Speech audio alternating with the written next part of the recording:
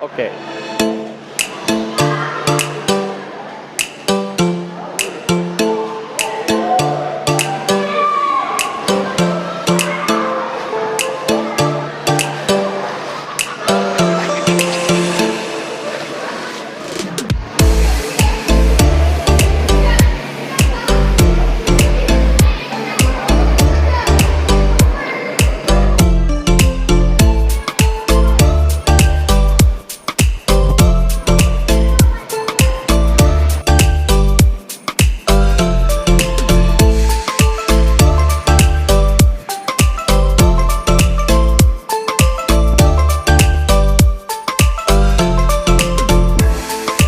Bang, bawakan bor. Saya tidak mau tahu. Pokoknya jam 10 harus ini. Carikan porter. Berapapun bayarannya. Aku bilang, nanti kita yang ngurus. Sama iya, mas, mahal kayaknya. Karena sudah tengah malam kan. Gak apa berapa aja. Yang penting jangan terlalu mahal.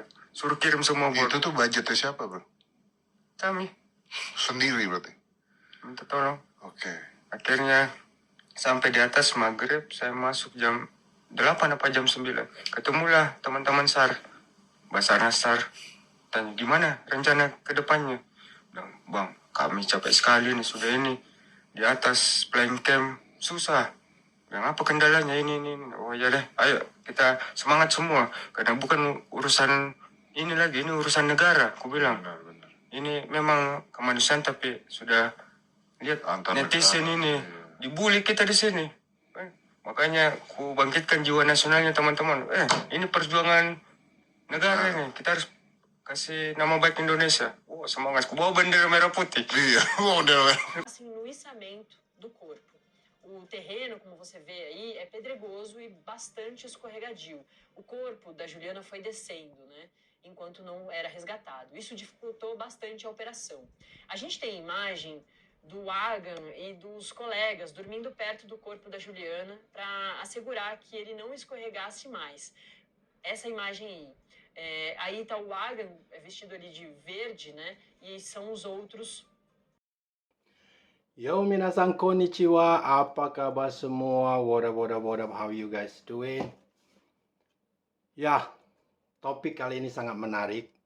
Secara tidak sengaja dalam hidup saya, pertama kali saya mendengar podcast ya, yang bintang tamunya yang menurut saya menarik, dan pertama sekali saya mendengar selesai 1,5 jam, hampir 1,5 jam, saya dengar semua podcastnya. Bintang tamunya Bang Agam Rinjani. Oke. Kenapa saya bikin video lagi? Karena banyak hal yang akan saya ulas di sini. Dan ini saya rasa akan bermanfaat untuk banyak orang. Semoga video ini kali ini kita nggak bahas Malaides dah. Malaides biasalah mereka sibuk mengekspos, menghina, mengejek setelah kejadian ini. Meski setelah itu ternyata satu orang pendaki dari Malaides ini jatuh juga, pendaki pemula. Oke. Without further ado, ya. Setelah lihat tadi cuplikan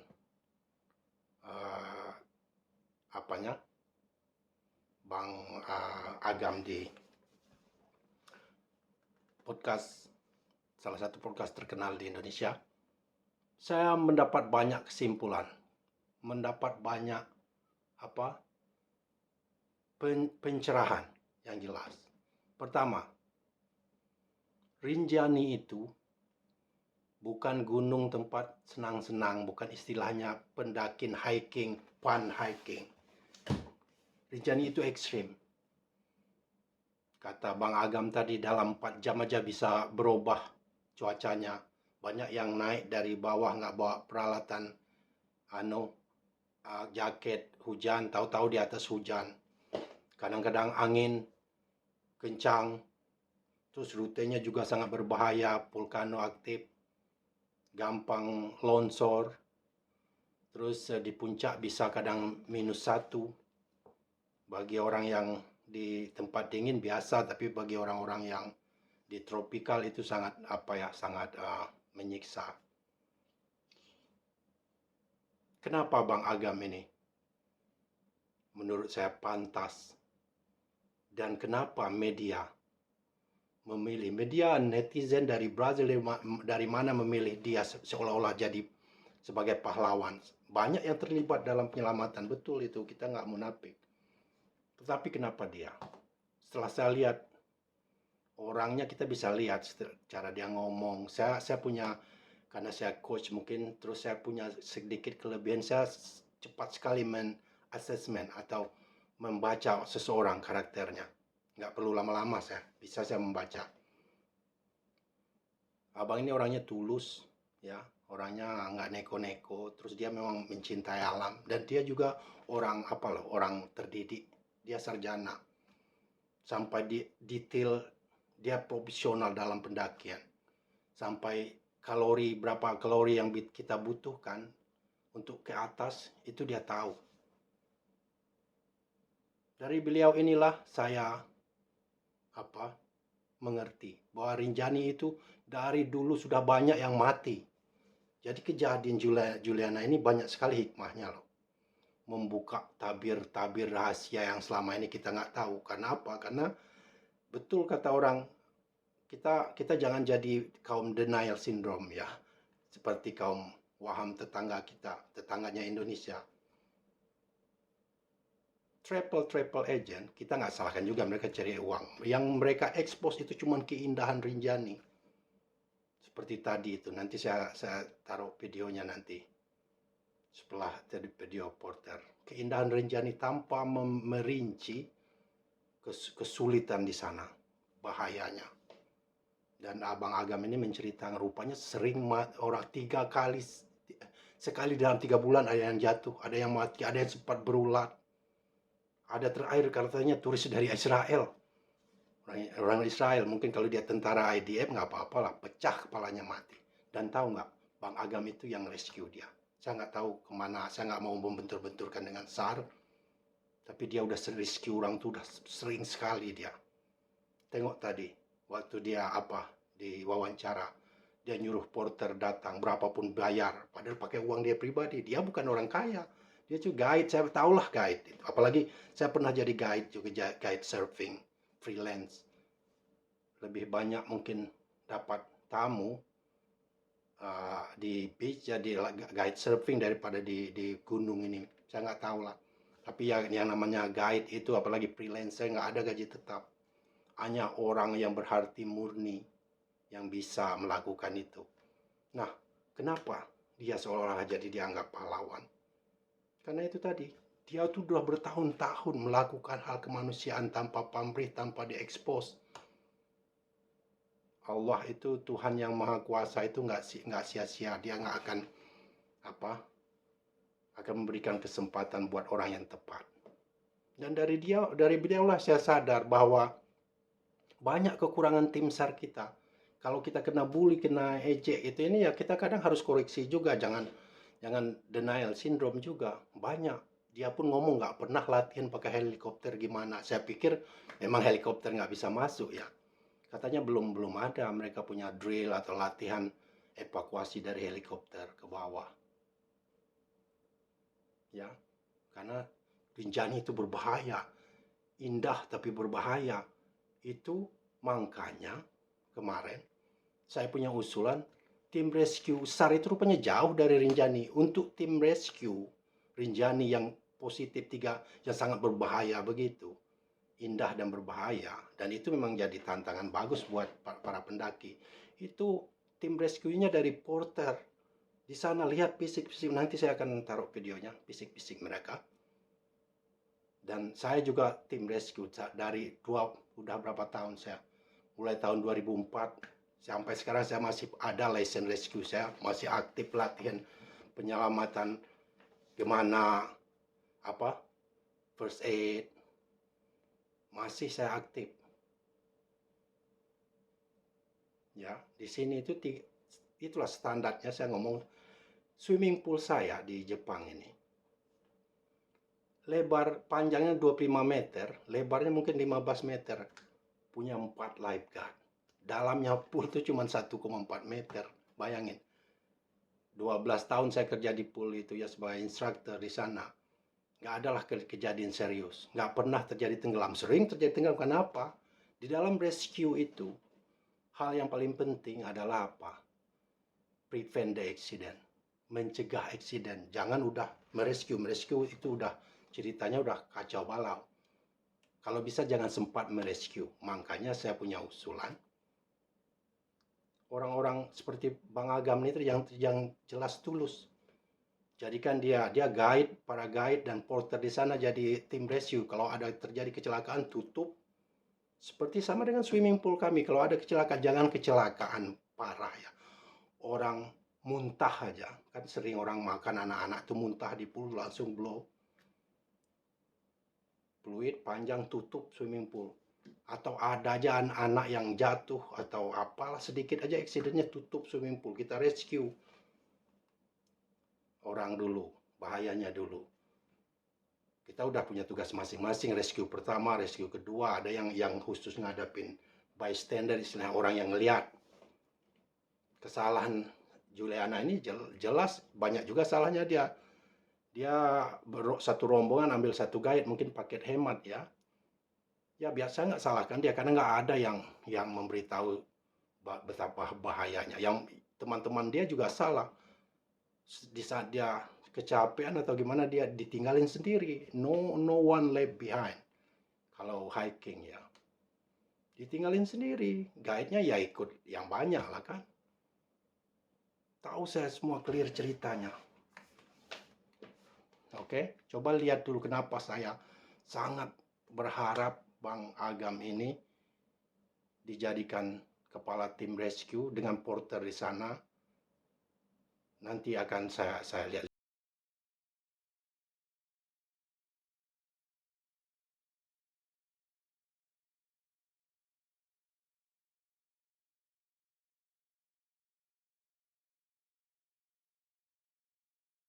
Oke. Oh, good luck. Oke. Sampai nanti. Ini contoh. Bro, kemana bro? Mau ke Perawangan nih. Berapa malam? 1 malam. Gas, men. Oke. Oh, good luck. Oke. Sampai nanti. Ini kondisi body saya lagi aktif waktu jadi beach lifeguard dengan instruktur juga rescue, tim rescue. Ya. Ini saya persiapan berangkat mau surfing. Ya. Ya, dan ini kita di Lombok dengan cewek-cewek. Ya.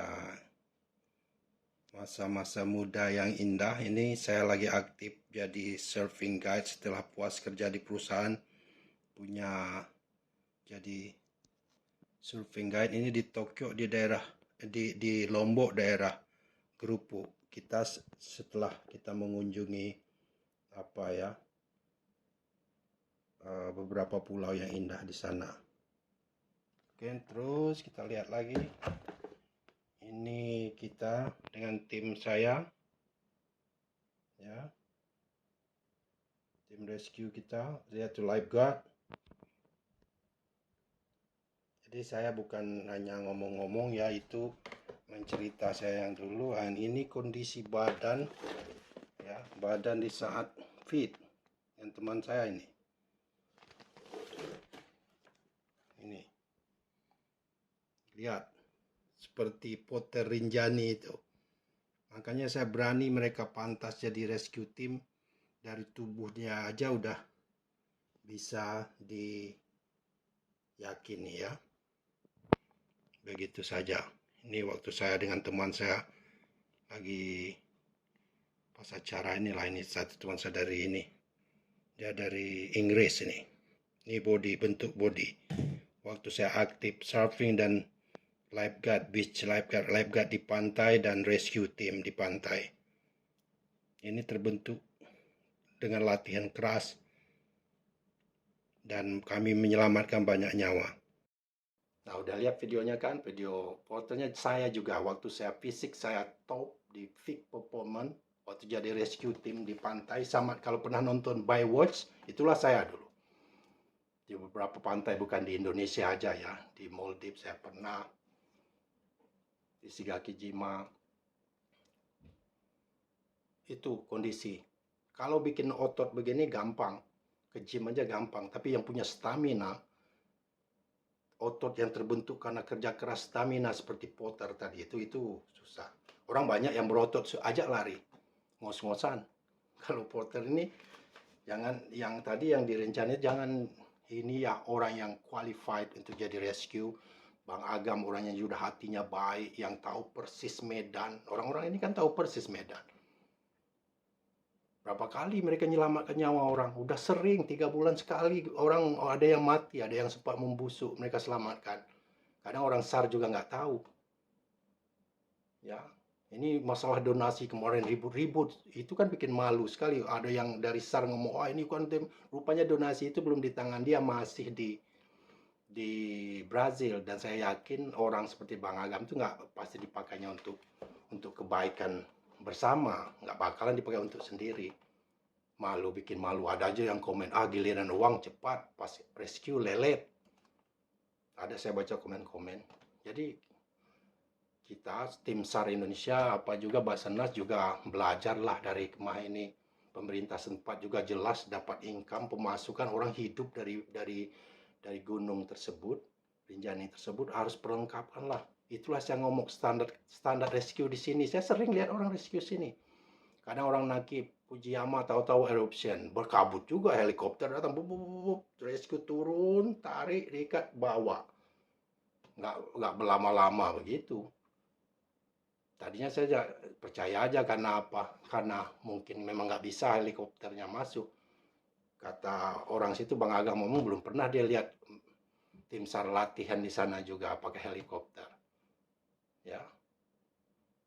Karena Gunung Rinjani ini gunung internasional, pendakinya orang internasional. Bukan main promosinya kan, tanpa ngasih tahu bahayanya apa. Satu hal yang sangat menyentuh, abang ini bercerita, Potter, orang-orang seputar situ, tim Abang Agam itu ngomong, mereka yang bersih-bersih gunung itu. Bersih-bersih kotoran orang, tai orang di mana mereka bersih. Bawa turun tanpa digaji selama bertahun-tahun. Jadi kalau dia diberi donasi terkenal itu udah jalannya Tuhan lah.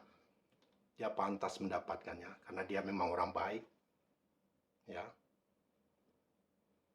Itu saja saya berharap sekali. Ya karena apa? Karena ini internasional dan orang akan tetap datang ke sana dan itu sumber pendapatan masyarakat dan daerah. Ya perbaikilah. Standar internasional. Orang menyalahkan mungkin standar waktu saya di Indonesia. Setelah saya di sini, memang saya nggak nyalahkan juga orang Indonesia, tim SAR kita. Mungkin standar keselamatan kita beda dengan standar keselamatan negara maju. Makanya saya nggak mau bandingkan negara Jepang apapun dengan Indonesia. Karena saya tahu itu beda udah. Ya, kalau ada orang yang suka-suka, saya pernah lihat satu orang TKI Indonesia di sini bekerja di sini bandingkan kereta cepat di sini dengan Indonesia. Saya komen goblok kamu. Makanya saya bandingkan. Cuman saya kasih tahu cara rescue orang, cara safety orang di sini agar kita jangan marah juga kalau orang protes kita. Karena standar safety mereka tinggi. Ya. Nyawa itu betul-betul sangat berharga. Itulah saya ngomong, swimming pool yang lebarnya panjangnya 25 meter panjangnya, dalam airnya 1,4 meter, lebar mungkin sekitar 20 meter, itu punya 4 lifeguard, setiap sudut berdiri. Ya, nggak pernah kejadian, sering orang baru aja, orang tuh anak-anak itu ada sign untuk tenggelam, lifeguard udah datang. Itu namanya the best rescue prevent the accident. Jadi sebagus-bagusnya tim, sehebat-hebatnya tim kita sebagai orang rescue, itu kalau bisa mencegah kecelakaan. Makanya betul kata Abang Agam itu, uangnya mau dibelikan dia untuk peralatan pelengkap, dibaikilah. Orang berbahaya mendaki Rinjani itu bukan istilahnya piknik keluarga. Ya. Itu menurut saya sukses selalu buat Bang Agam, Potter di sana, orang-orang lokal yang membersihkan sampah, membersihkan kotor-kotoran manusia.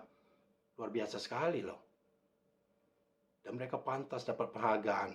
Orang SAR Basarnas jauh dari sana, dan mereka juga bukan hanya rescue di situ aja kan. Kalau mereka standby untuk terjadi banjir bla bla bla, meskipun nggak sering terjadi, sekali-sekali. Dan tim SAR dan Basarnas itu harus rajin, apalah mereka rajin drill 3 bulan sekali, mereka harus latihan penyelamatan. Saya nggak tahu lah ya, nggak standar di sana. Mungkin mereka mulailah latihan penyelamatan di Rinjani itu pakai helikopter. Bang Agam itu puluhan tahun di sana ngomong nggak pernah memang ada latihan begitu. Ya, itu saja. Thank you for watching. All the best, Bang Agam dan teman-teman porter di sana. I feel you, man. Saya bisa merasakan perasaan orang di sana. Juga kejadian Juliana ini banyak hikmahnya. See you next time.